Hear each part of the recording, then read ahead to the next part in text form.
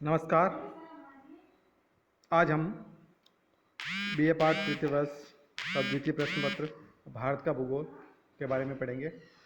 इससे पहले हमने भारत के जो स्थलाकृतिक प्रदेश है, जो भारत को सामान्य रूप से 4 भागों में बांटा जाता है: उत्तरी पर्वतीय प्रदेश, दक्षिण का पठार, विशाल मैदान और चौथा जो भाग है तटीय मैदान एवं द्वीप समूह।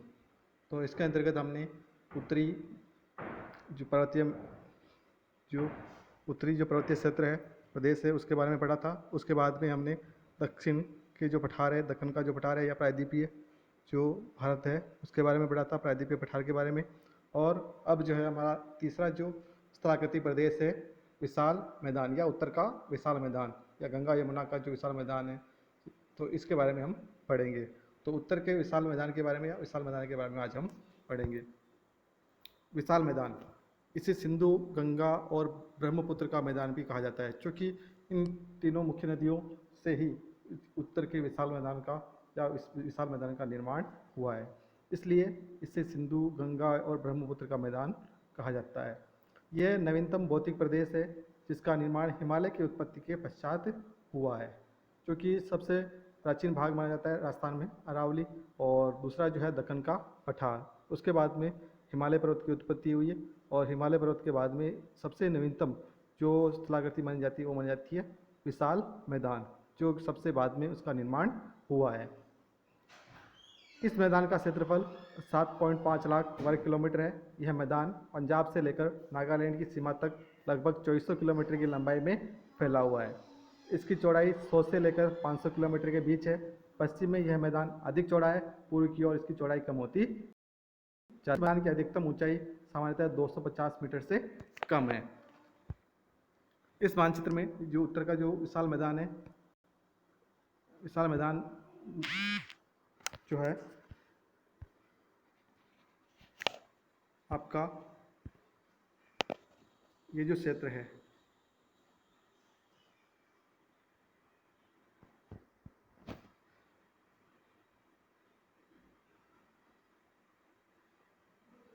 ये संपूर्ण क्षेत्र आपका विशाल मैदान के अंतर्गत आता है, जिसे उत्तर का विशाल मैदान या विशाल मैदान के नाम से जाना जाता है। इसका जो लंबाई है वो 2400 किलोमीटर के अंतर्गत है, और चौड़ाई जो है मैंने आपको बताई दी है वो आपकी 100 से 500 किलोमीटर के बीच में इसकी चौड़ाई। ये पश्चिम के अंतर्गत इसकी चौड़ाई अधिक है और पूर्वी भाग के अंदर इसकी चौड़ाई कम है। इसका जो निर्माण हुआ है वो गंगा, यमुना, इसके साथ ही सिंधु और ब्रह्मपुत्र जो नदियाँ हैं उनके द्वारा किया गया है।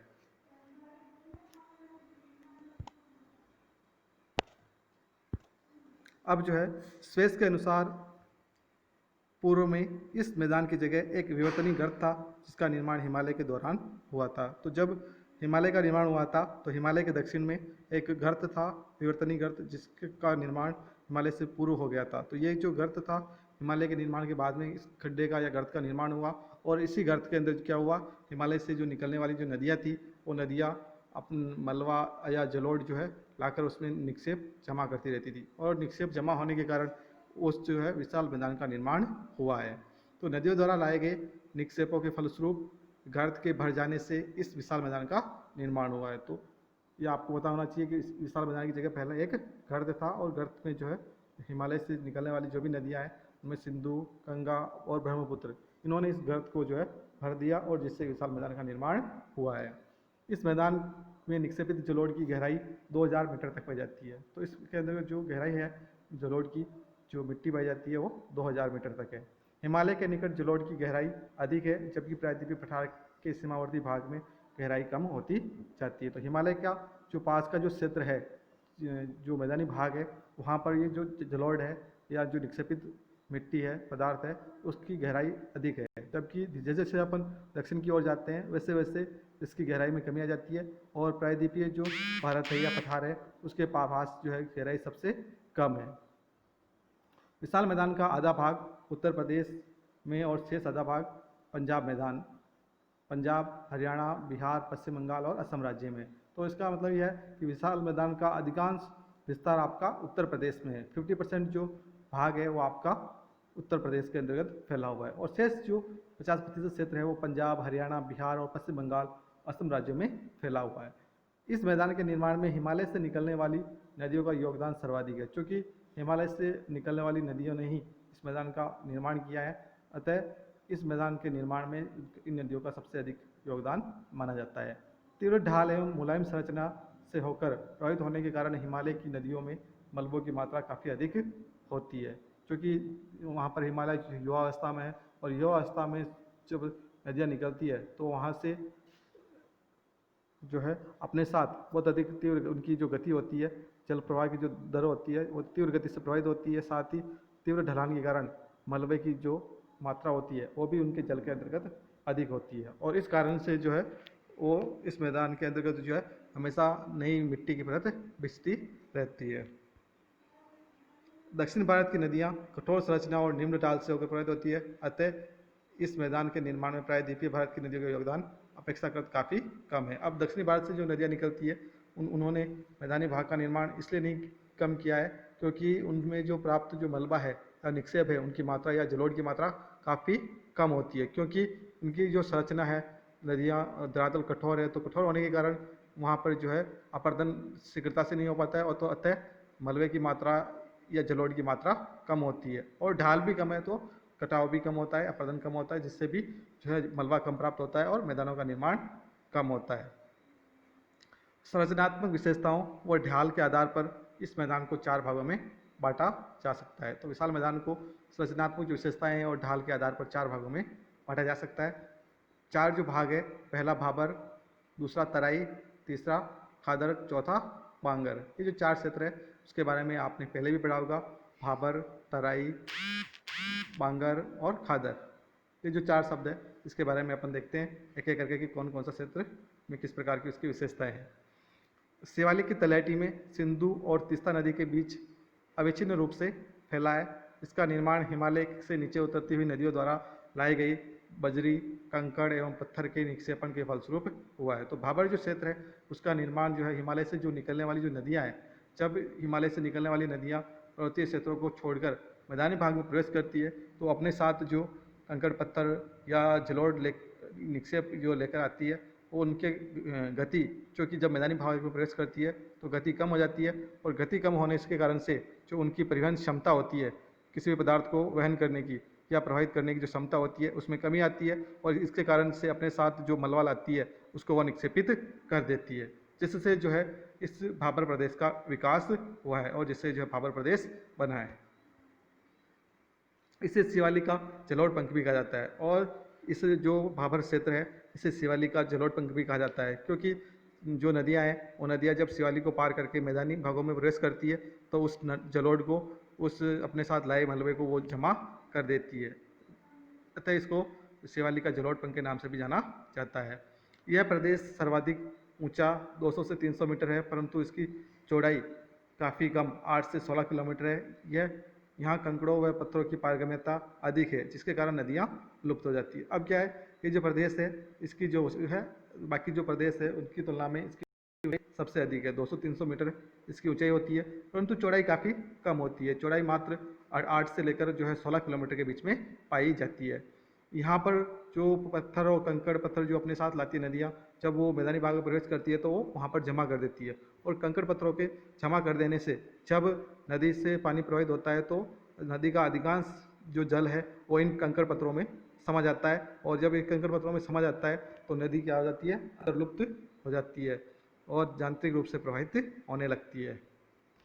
अब दूसरा जो प्रदेश आता है वो आता है तराई प्रदेश। इसका विस्तार भाबर प्रदेश से सटकर जो दक्षिणी भाग होता है, जहाँ महीन कंकड़ पत्थर, रेत, चिकनी मिट्टी आदि का निक्षेप मिलता है। तराई प्रदेश में भाबर प्रदेश की तुलना में नदियाँ जो लुप्त होती है वो पुनः सतह के ऊपर दिखाई देने लगती है। भाबर की तुलना में यह भाग अधिक समतल है, जिसके कारण नदियों का पानी इधर उधर फैलकर दलदल का निर्माण करता है, और इसकी जो चौड़ाई होती है वो 50 से 30 किलोमीटर है। अब मुख्य रूप से जब भाबर का निर्माण होता है तो भाबर के अंदर जब नदियाँ मैदानी भाग में प्रवेश करती है तो अपने साथ जो बड़े बड़े जो पत्थर होते हैं उनका जमाव वो पहले करती है। उसके बाद में जो नदियाँ जब समतल मैदानी भाग में प्रवेश करती है, ढाल बिल्कुल कम हो जाता है, पानी फैल जाता है, तो अपने साथ जो महीन जो कंकड़ पत्थर जो होती है, रेत, बजरी, उनका निक्षेपण करती है, तो उसके कारण से जो है तराई का निर्माण होता है। और दूसरा जो है, जब जो नदियाँ पत्थरों के अंतर्गत भाबर क्षेत्र से जो है अंतर्लुप्त हो गई थी, वो नदियाँ पुनः इस तराई प्रदेश में धरातल के ऊपर प्रकट होती है। और जब जल पुनः धरातल के ऊपर आता है तो वहाँ पर दलदल का निर्माण हो जाता है, और जिसमें कि जो है अनेक प्रकार के जो वन्य जीव है, अनेक प्रकार की वनस्पतियाँ हैं, उनका विकास हुआ है। इसके अलावा यहाँ पर कुछ हानिकारक जो कीट पतंगे होते हैं उनका भी वो भी यहाँ पर रहते हैं। यह प्रदेश घने वनों से ढंका है। वर्तमान समय में वनों से काटकर यहाँ इस भूमि के ऊपर कृषि का विस्तार किया गया है। इस प्रदेश में मलेरिया का प्रकोप भी अधिक है। जैसे कि मैंने आपको बताया, चूँकि यहाँ पर दलदल और कीचड़ और आर्द्रता ज़्यादा बनी रहती है, अतः यहाँ पर अनेक प्रकार के चूँकि मच्छर वगैरह है या कीट पतंगे हैं, उनका जो है विकास हुआ है, उनके लिए आदर्श दशाएँ उत्पन्न होती है, जिसके कारण इस क्षेत्रों में जो है इस प्रकार के जो रोग है, बीमारियाँ हैं, वो अधिक फैलती है। अब तीसरा जो आपका जो भाग आता है वो आता है बांगर क्षेत्र। बांगर क्षेत्र के अंतर्गत यह पुराने जलोढ़ से निर्मित मैदान है। इसका निर्माण मध्य से उत्तर प्लीस्टोसीन काल तक माना जाता है।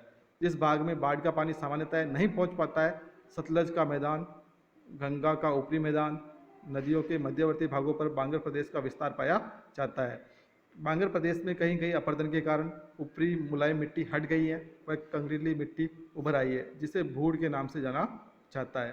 तो बांगर जो क्षेत्र होता है वो पुराने जो जलोढ़ है, परंतु वर्तमान में वहाँ पर पानी नहीं पहुँच पाता है। पुराने समय में वहाँ पर पानी पहुँच गया था, और जिससे इन मैदानों का निर्माण हुआ था। और इनका जो निर्माण है वो मध्य से लेकर उत्तर जो प्लीस्टोसीन काल था उसमें माना जाता है, जब नदियों का जो बाढ़ का पानी है वो उस क्षेत्र में पहुँच जाता था, और उस क्षेत्र में पहुँचने के बाद में इस प्रकार के जो बांगर प्रदेश है उसका निर्माण हुआ है।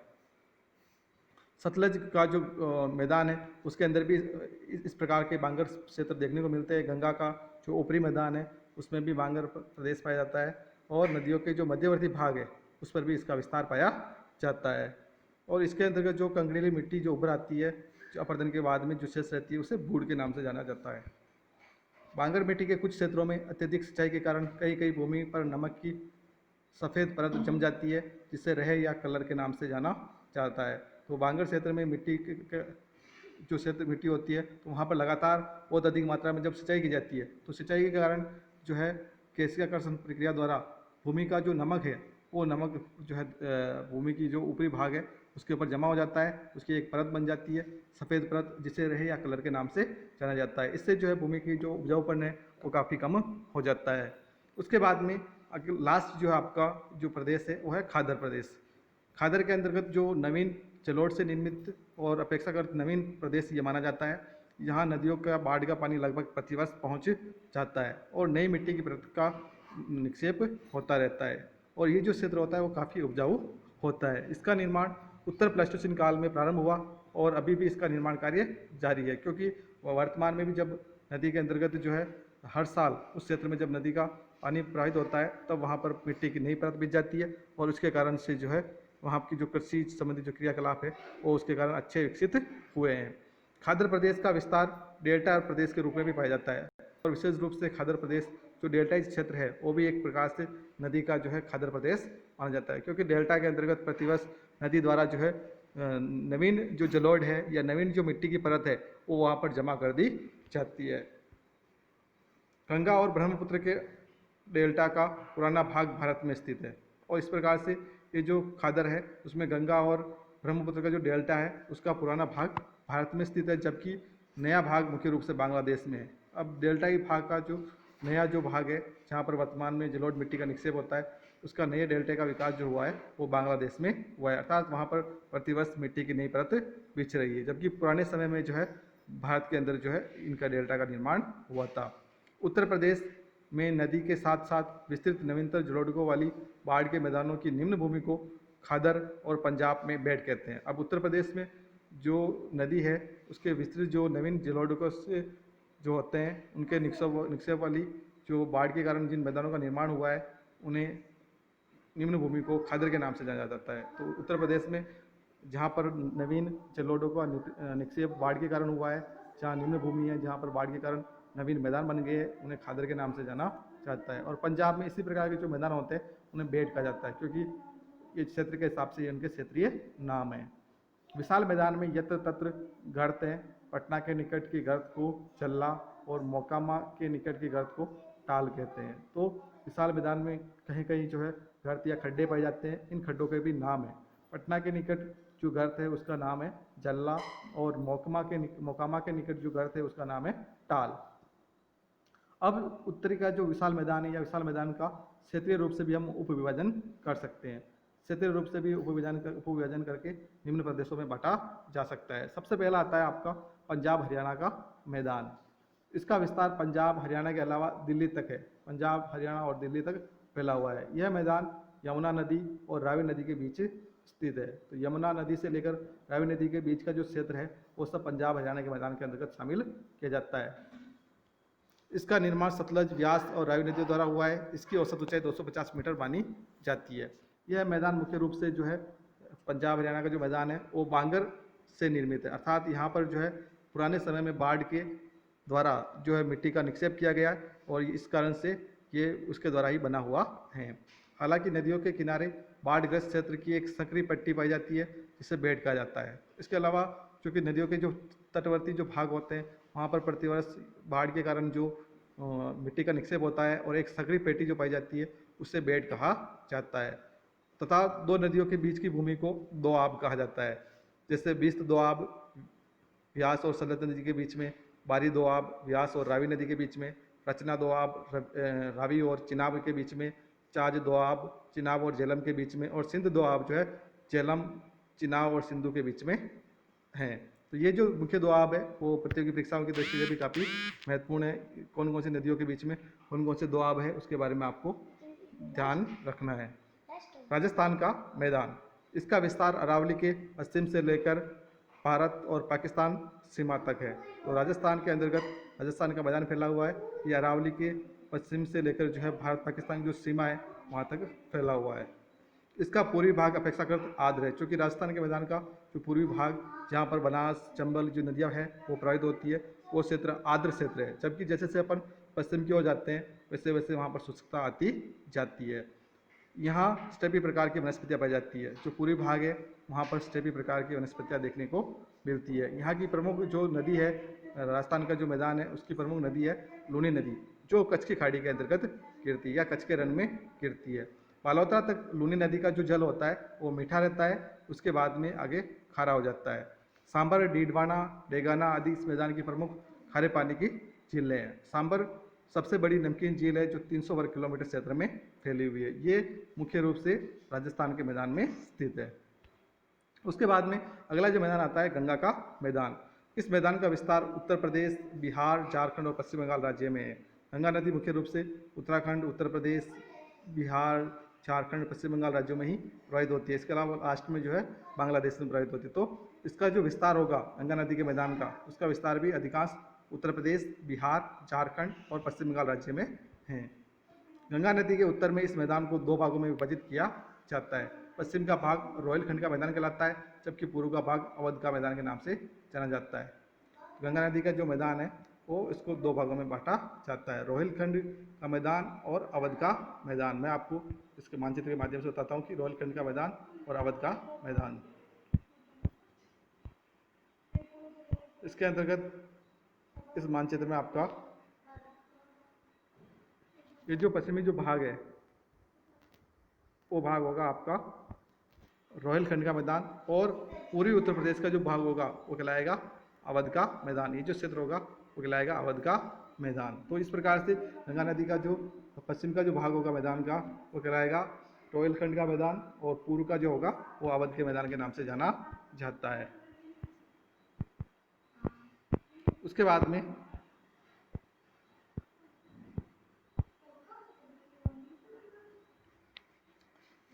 में जबकि पूर्व का भाग अवध के नाम से जाना जाता है, इस मैदान को तीन भागों में बांटा जाता है।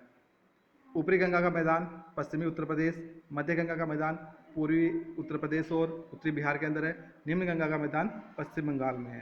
तो गंगा नदी का जो क्षेत्र है उसको मैदान को तीन भागों में बांट सकते हैं, ऊपरी गंगा का मैदान, मध्य गंगा का मैदान और निम्न गंगा का मैदान। ऊपरी गंगा के मैदान का विस्तार मुख्य रूप से पश्चिमी उत्तर प्रदेश के अंदर है। मध्यवर्ती जो गंगा के मैदान है उसका विस्तार मुख्य रूप से पूर्वी उत्तर प्रदेश और उत्तरी बिहार के अंदर फैला हुआ है, और निम्न गंगा का जो मैदान है वो पश्चिम बंगाल के अंतर्गत जो डेल्टाई क्षेत्र है वो यहाँ पर पश्चिम बंगाल और बांग्लादेश में फैला है।